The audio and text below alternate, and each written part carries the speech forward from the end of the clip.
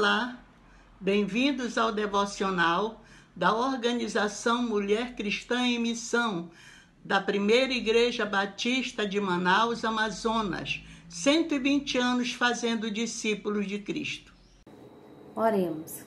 Senhor Deus e Pai, nós queremos te agradecer e te louvar, Senhor, nesta tarde, pelas tuas maravilhas e teus feitos grandiosos que tens feito entre nós, ó Pai. Nós queremos te louvar, engrandecer o teu nome, ó Pai, e te agradecer por tantas bênçãos que o Senhor tem nos proporcionado.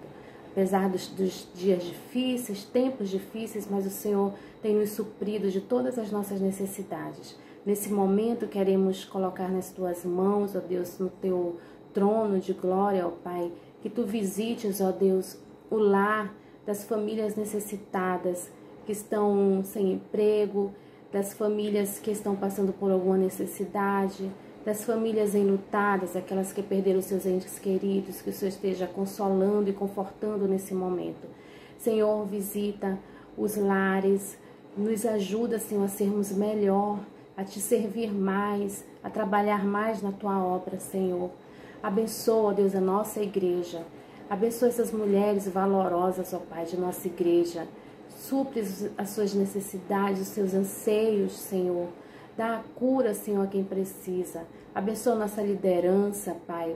Dá sabedoria a todos. Que as decisões tomadas sejam somente para o louvor da Tua glória e engrandecimento da Tua obra aqui na terra, Senhor. Fica com todos nós, ó Deus. Nos abençoa, nos fortalece como igreja, como corpo de Cristo, ó Deus. Que nós possamos estar cada vez mais unidas, mais unidos uns pelos outros, ó Deus. Fica conosco, nos abençoa, nos guarda. É no nome poderoso de Jesus Cristo que nós oramos e te louvamos. Em nome de Jesus. Amém, Senhor.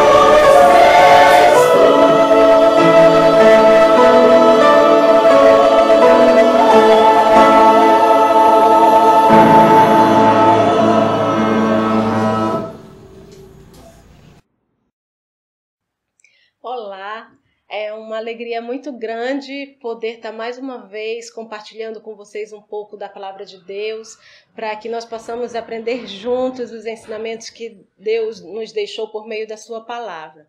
E o tema que nós vamos falar hoje é interessante porque não é tão comum nós escutarmos em púlpitos das igrejas os pastores ou os preletores falando muito a respeito disso. Dia 5 de junho, nós comemoramos o Dia Mundial do Meio Ambiente. E eu queria então hoje que nós pudéssemos estudar juntos a respeito do legado que é atribuído para mim e para você, enquanto cristãos, sobre o meio ambiente. Eu vou começar falando do que algumas outras religiões comentam sobre esse assunto. No islamismo, por exemplo, eles têm alguns textos no Alcorão onde se comenta que a água pura vem do céu para reviver a terra árida. Também no Alcorão fala a respeito que a água deve ser compartilhada por eles. E a gente conhece o quanto os muçulmanos eles procuram seguir o que está no Alcorão, e então eles têm como essa questão da água, dos cuidados do meio ambiente, como sendo um assunto muito sério. O budismo também, nós podemos ver que eles tratam a respeito da natureza, do meio ambiente, como sendo aquilo que vai trazer a calma, a tranquilidade para você. Sempre os templos deles são cobertos ao redor, tem sempre muita vegetação, porque eles entendem que aquilo é um ambiente de paz. O judaísmo também, pela Torá, que é o nosso Pentateuco, eles têm alguns ensinamentos a respeito disso. Inclusive, os judeus, eles trabalham na terra durante 6 anos e o 7º ano eles deixam aquela terra descansando, que é exatamente para não acontecer o empobrecimento do solo. Se nessas outras religiões a gente vê esse assunto como sendo um assunto tão sério, por que nós, enquanto cristãos, também não podemos levar isso um pouquinho mais a sério? E aí eu queria trazer hoje alguns textos bíblicos que nos dão ensinamentos bem interessantes sobre essa questão ambiental. Primeiro eu quero falar a respeito do que está lá em Provérbios 12, 10. Diz assim: o justo olha pela vida dos seus animais e as misericórdias dos ímpios são cruéis. Os ensinos de Provérbios, que fala tanto sobre o nosso comportamento, o nosso dia a dia, fala a respeito disso. Ele chama de justo quem olha para os animais, quem olha com esse cuidado para a criação de Deus, e chama de ímpio aqueles que são cruéis. Outro texto também interessante está lá em Apocalipse. Apocalipse 11, 18. A gente vê quando se começa a falar a respeito do toque da 7ª trombeta, os 24 anciãos vão se prostrar diante do trono, vão começar a exaltar o nome de Deus e vão falar que é o momento de Deus julgar a terra. E aí lá no versículo 18 diz que chegou o tempo de destruir os que destroem a terra. Então essas pessoas que destroem a terra, que destroem a natureza, também vão ser julgadas. Outro texto interessante nós encontramos em Isaías 11, onde Isaías vem falando a respeito da profecia do príncipe da paz. Ele fala sobre o juízo de Deus sobre a Assíria. E aí no capítulo 11 ele começa a falar a respeito do Messias e do Espírito Santo que vem sobre o Messias para julgar os povos com justiça. E no decorrer desse texto tem uma passagem interessante onde ele diz que o lobo habitará com o cordeiro, o leopardo se deitará junto com o cabrito, a vaca se alimentará com o urso, os seus filhotes estarão juntos. A gente começa a entender aí uma interação que há entre os animais com a natureza. Da mesma forma que o lobo precisa de água, precisa de pasto, precisa de um lugar para deitar, o cordeiro também precisa. A vaca precisa se alimentar da mesma forma que o urso. E aí o profeta Isaías coloca tudo isso dentro de um mesmo conjunto. E ele termina, no decorrer do texto, fala que a terra se encherá do conhecimento do Senhor como as águas cobrem o mar. Então imagine o conhecimento que é você entender todo esse sistema comparando com as águas cobrindo o mar. É muita coisa que a gente precisa aprender, é muita coisa que a gente precisa entender, e isso está escrito na Bíblia.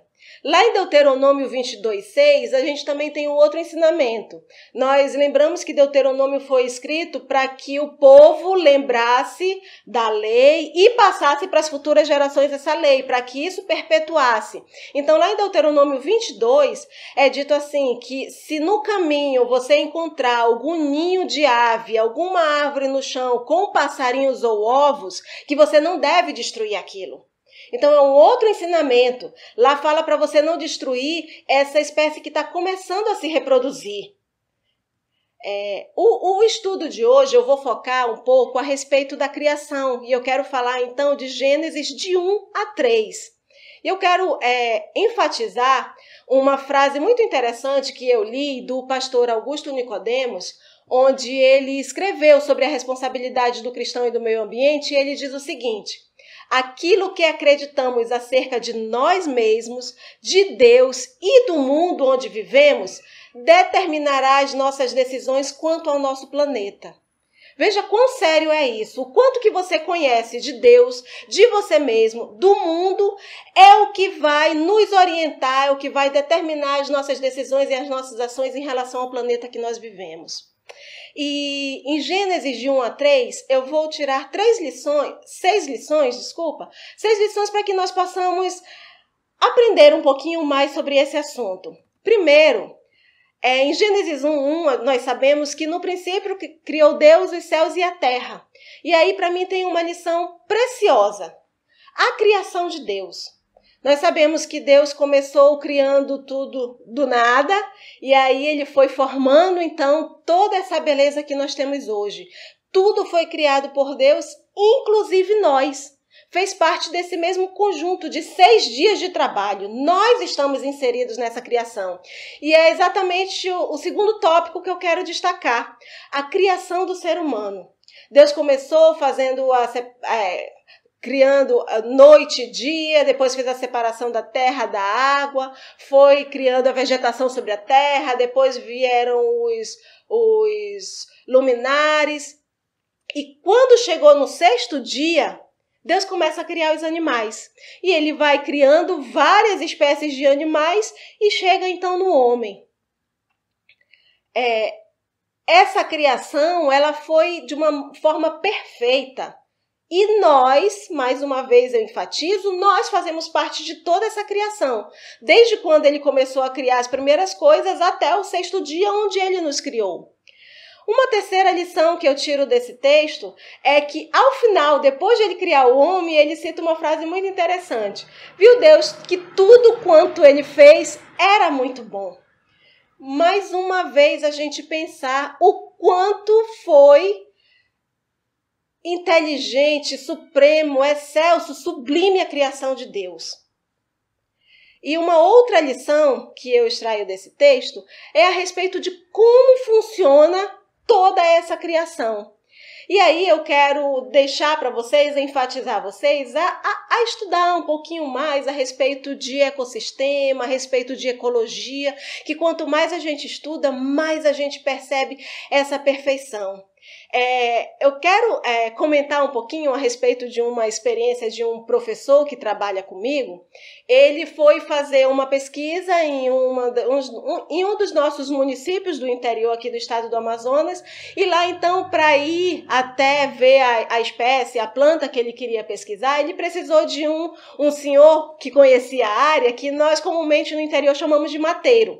Aí ele chamou esse mateiro para ir até lá com ele, e o mateiro foi, depois de 1 hora de caminhada dentro da mata, o mateiro olha para ele e diz: já estamos quase chegando. E aí ele pergunta: como você sabe? Ele diz: é porque eu já estou vendo as primas da planta que você quer.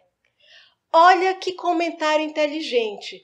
Hoje, quando a gente começa a analisar o ecossistema, a gente começa a perceber essa perfeição de plantas que precisam de outras plantas para que tenha aquele solo fértil, para que elas consigam ter nutrientes que ajudem as outras. E as pessoas que são muito envolvidas dentro da natureza, elas percebem isso. Esse foi o ecossistema que Deus nos deixou. Uma outra lição, que já está lá em Gênesis 2, fala que o Senhor Deus tomou ao homem e o colocou no jardim do Éden para cultivar e o guardar. é um ensinamento para nós. Nós precisamos cultivar, nós precisamos guardar, nós precisamos saber como usar essa criação de Deus. Volto a enfatizar, nós fazemos parte dessa criação. E um destaque para nós, enquanto seres humanos, é porque nós fomos criados à imagem e semelhança de Deus. Quando ele estava criando os animais, ele criou todas as espécies e nós temos esse diferencial. Mas nós fazemos parte da mesma criação. E ele nos fez com esse diferencial, ele nos dotou de inteligência, que era exatamente para nós sabermos como cuidar desse meio ambiente. E uma sexta lição que eu tiro desse texto, está lá em Gênesis 3, é a respeito do quanto esse meio ambiente foi atingido também pelo pecado. Nós fomos afetados pelo pecado e lá quando Deus está falando o castigo para cada um, ele diz, maldita é a terra por sua causa. E a gente consegue ver o quanto esse pecado também até hoje tem influenciado e tem prejudicado essa criação de Deus. Vou dar Vou fazer alguns comentários em relação a isso. Primeiro, que nós nascemos separados espiritualmente de Deus. A gente só volta a se unir com Deus a partir da nossa decisão de querer ter uma vida com Ele, de que Ele seja o nosso Senhor e Salvador. Mas a gente nasce, então, separado espiritualmente dEle. E também, a gente, na nossa carnalidade, nós temos os nossos próprios interesses e muitas vezes a gente foca uma meta, um objetivo e não pensa no próximo, não pensa se isso vai atingir o próximo, vai magoar, vai prejudicar. A gente tem como nosso objetivo, é nosso interesse, chegar e alcançar aquela meta. Uma outra coisa também em relação à nossa carnalidade é a questão do consumo. Eu preciso daquele produto, eu preciso daquele material, eu quero ter muito mais daquilo, e quanto mais a gente vai vendo aí a tecnologia avançando, as nossas cidades evoluindo, a gente acha isso interessante e vai querendo mais, e muitas vezes a gente não percebe que esse mais pode estar prejudicando essa criação. E um outro dado interessante é a respeito de algumas pesquisas atuais que mostram que nós somos a sociedade com mais conforto que já existiu. Da mesma forma que nós somos a sociedade com muito conforto, também estudos mostram que nós somos a geração mais infeliz, a geração que menos pratica momentos de lazer.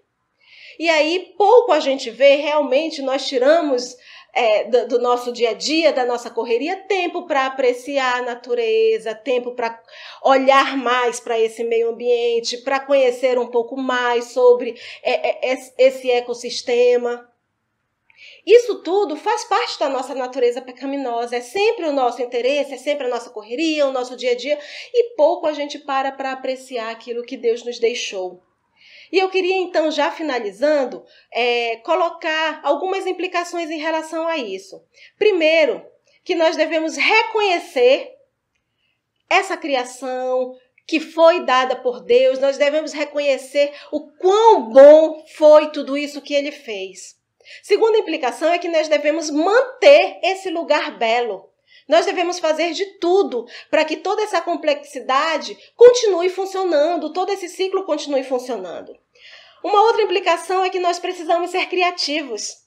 Nós precisamos saber inventar coisas para não prejudicar. Nós precisamos inventar um jardim na nossa casa, saber como nós podemos reciclar os nossos resíduos, não contaminar com óleo, com esgoto, tanta coisa que a gente pode criar dentro da nossa residência, no nosso ambiente de trabalho.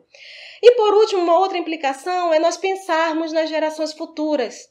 Em termos esse cuidado hoje, os nossos filhos, netos, as gerações futuras de vocês vão olhar para esse mesmo ecossistema criado por Deus, cuidado por nós, com a mesma beleza que nós vemos hoje. A gente não pode destruir isso.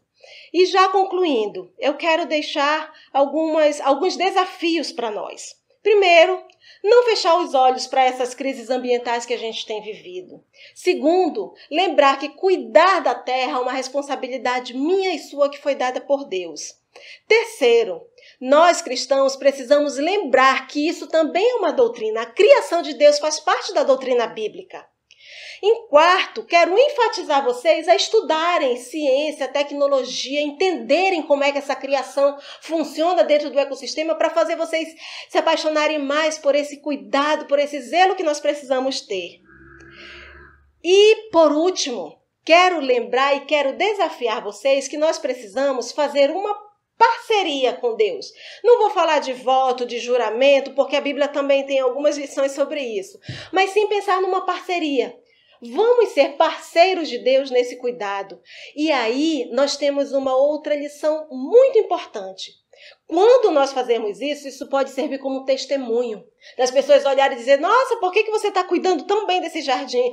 Ah, estou cuidando bem porque esse jardim foi dado por Deus, porque é criação de Deus, porque eu, como filha de Deus, estou fazendo aquilo que Deus me pediu para cuidar do jardim dele.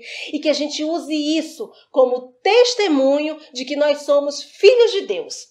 E aí a gente vai mostrar para as nossas gerações, para as gerações futuras, que nós temos esse cuidado como sendo uma responsabilidade que Deus nos deu. E que nós possamos começar a fazer esse compromisso a partir de hoje, eu e você, de cuidarmos desse bem tão precioso que Deus nos deu.